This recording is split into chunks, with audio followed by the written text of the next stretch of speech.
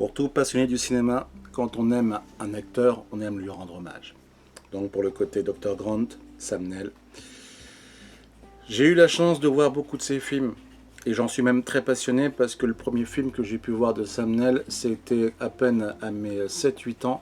C'était de voir À la poursuite d'Octobre Rouge, avec en co-starring justement de Baldwin et bien sûr Sean Connery, acteur principal.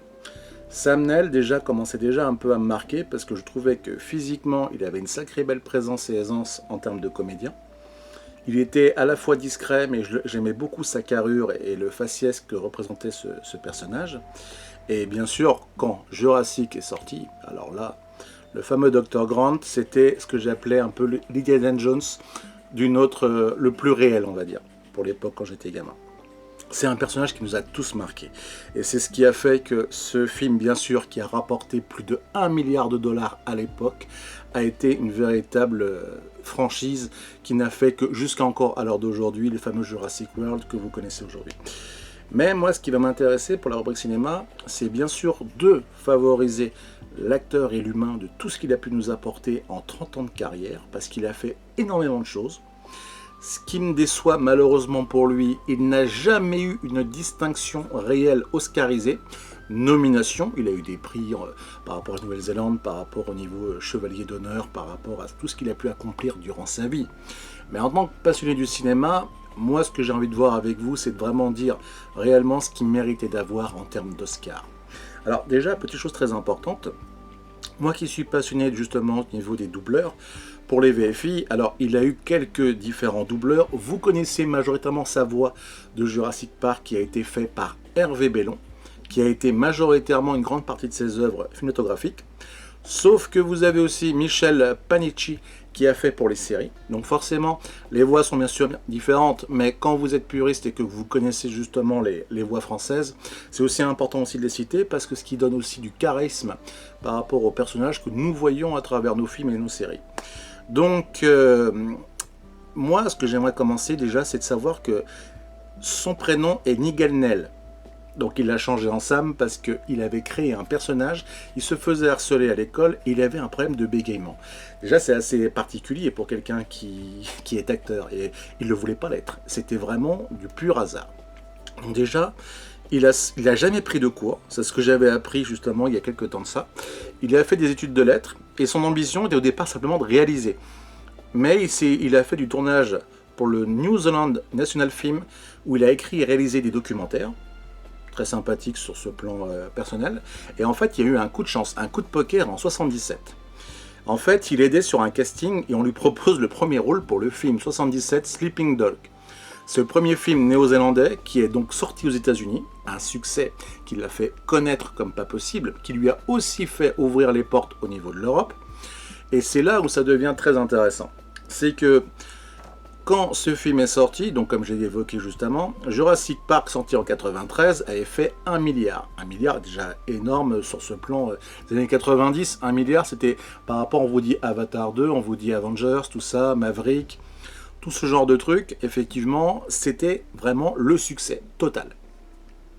Pour le fameux film que je vous ai cité aussi, À la poursuite d'Octobre Rouge, on était déjà à 200 millions. Pour vous dire, c'est déjà énorme. 200 à 1 milliard, c'est vraiment une superbe valorisation sur le plan des travail d'équipe que le film a porté, que ça a plu au niveau des différentes choses sur ce plan-là. Mais il n'a pas été du tout oscarisé. Ça, ce qui est dommage. Alors, si on était honnête, déjà, pour ces deux films premièrement cités, alors Jurassic Park, il a joué un très beau rôle. Spielberg, forcément, pour les effets spéciaux, avec le reste, il n'y a rien à dire.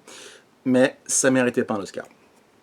À la poursuite d'Octobre Rouge, là par contre j'aurais mis un Oscar pour le second rôle, parce qu'il est en co-starring avec Sean Connery et Baldwin, et honnêtement il a un super bon jeu qui va bien mettre en avant Sean Connery. Ça aurait pu être mis en avant.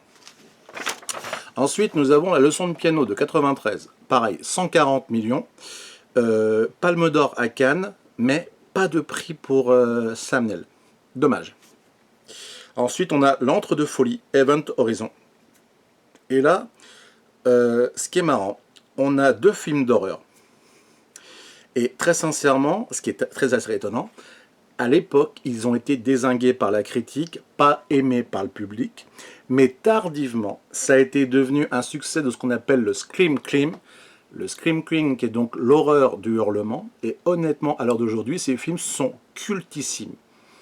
Et honnêtement, ils mériteraient pareil, un second Oscar pour le côté second rôle, et avec le reste, il est magistral. Hunter for Wilder Popple, 12 millions. Triomphe populaire en Océanie. Ouais, pour le truc, c'est pas mal. Mais là où je mettrais l'Oscar, alors là par contre, avec le co-starring actrice française Isabelle Adjani, Possession de 81, il méritait un Oscar. La manière dont il a joué ce côté folie destructeur, elle était magique. Honnêtement, il aurait dû avoir un truc.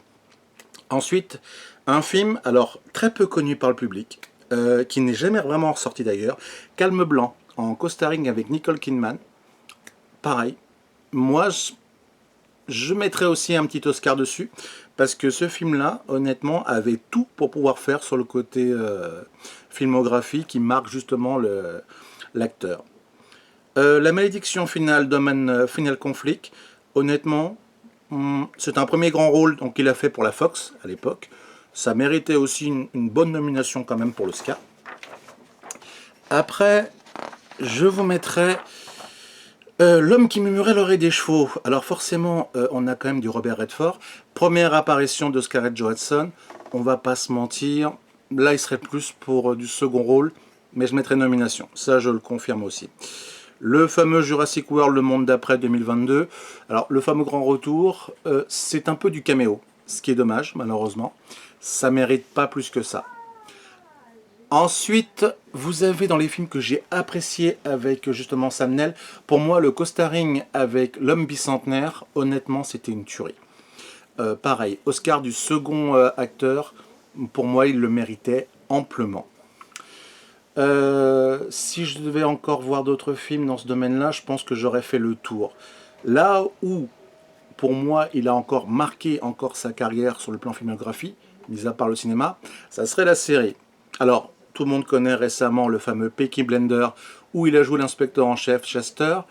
Très sincèrement, le flic corrompu, pareil, bonne nomination, excellent. Les Tudors, alors pour le cardinal Thomas Wesley, honnêtement, parce qu'il a joué que la première saison, très sincèrement, il a super bien joué. Honnêtement, c'est pareil, j'adore, mais ça peut pas mériter un Oscar dessus, sur le plan de la série. Par contre, il y a une série de 98 qui n'est plus ressortie, qui est Merlin l'Enchanteur, où il joue dans l'air justement d'Arthur, où là, je lui aurais mis un Oscar. Cette c'était un double téléfilm à peu près, pour le concept. C'était une tuerie. J'ai aussi adoré le Triangle, où c'était aussi un très bon jeu de sa part, un peu plus dans le côté vraiment retrait par rapport aux autres, sur le côté justement dimension temporelle, pour ceux qui connaissent le fameux téléfilm Triangle. Moi je l'avais bien aimé pour l'époque. Après, controversé, parce qu'à l'heure d'aujourd'hui, si on le prononce, on peut avoir un strike, mais je le sors quand même parce que pour moi j'estime que les parties d'expression sont importantes. Sorti en 2015 et apprécié par la BBC, qui a été salué par la critique, Les 10 petits nègres, Unveiled Renown en anglais. Alors pareil, cette série avait été très bien faite pour le truc d'Agatha Christie, où il a joué justement une performance magnifique en vieil homme. Ça, il mérite un Oscar dessus. Apple Never Fall en 2024. Alors lui, par contre, je ne l'ai pas vu. C'était le tout dernier grand rôle qu'il a fait à la télévision sur une micro-série dramatique aux côtés d'Annette Bening. Et apparemment, ça a beaucoup ému pour certains de ses fans. Moi, je ne l'ai pas vu sur ça. Donc, pour le bilan global, reconnaissant ses prix officiels, il a eu que 3 nominations au Golden Globe. Donc pour la série Ace of Spice, la mini-série Merlin que je vous ai évoquée, ainsi que cette nomination donc de Ray Lee pour les Emmy Awards. Il a remporté que l'Effie Award du meilleur acteur pour Un cri dans la nuit en 88 avec Meryl Streep. Alors ce film-là, il n'est jamais ressorti. Là, je sais qu'actuellement, ils l'ont remis en Blu-ray. Et il faudrait que je m'en fasse l'acquisition. Parce que ce film, sur le côté infanticide, il est magistral pour une histoire d'une femme qui a été accusée à tort, à regarder pour les puristes. Franchement, il est magnifique. Ensuite, donc, il a été nommé pour honneur d'État officier de l'ordre de l'Empire britannique pour Chevalier de Nouvelle-Zélande pour ses services rendus à l'art dramatique. Très simple, mais franchement, il méritait beaucoup plus que ça. Il a failli et ça c'est un truc très important que les gens ne savent pas, quand Roger Moore a voulu arrêter 007, il a été dans les figurants potentiellement faisables d'être le futur 007 Sam Neill. Et très intéressant, il y a cette vidéo que tout le monde circule, qu'on peut voir. Il voulait que Pierre Brosnan, son ami, le fasse à sa place parce qu'il ne se voyait pas du tout, parce qu'il ne pensait pas avoir la carrure. Timothy Dalton, bien sûr, l'a fait avec ses 2 films, pas mauvais, mais après, bien évidemment, ça n'a pas plu à la prod pour l'époque, et du coup, ils avaient pris Pierre Brosnan pour les 5 films qui ont suivi. Donc, en termes d'anecdotes aussi, il a été brûlé sur le tournage de Jurassic Park. Il a été brûlé avec le truc des torches pour le T-Rex, sur l'avant-bras. Il a été donc passionné au niveau du vin, parce qu'il avait une passion en Nouvelle-Zélande de faire justement son petit domaine viticole.